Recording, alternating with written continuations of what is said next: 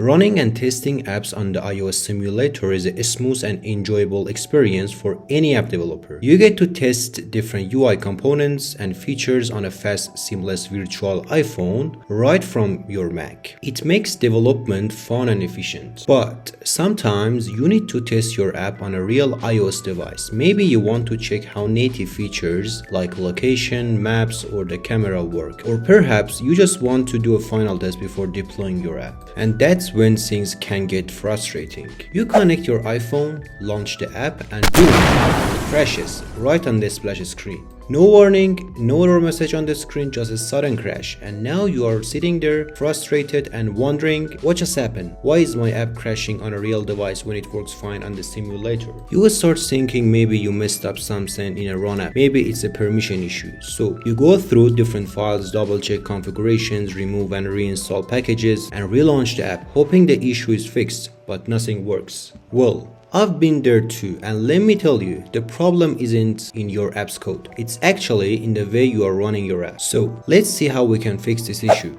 When running your app on a real iOS device, you should not use Flutter run in a debug mode. Instead, you need to run your app using either release or profile mode. And here is the command you should use: Flutter run --profile or Flutter run --release.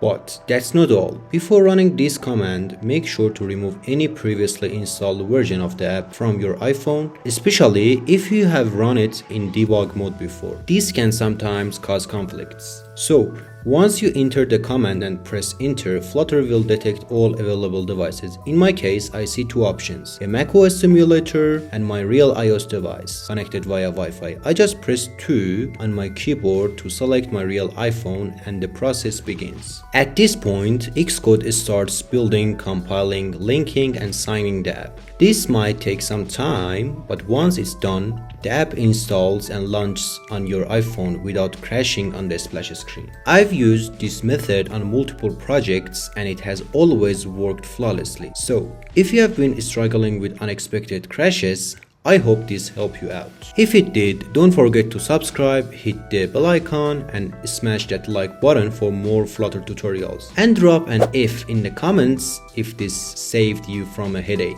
Thanks for watching, and I'll see you in the next video. Bye.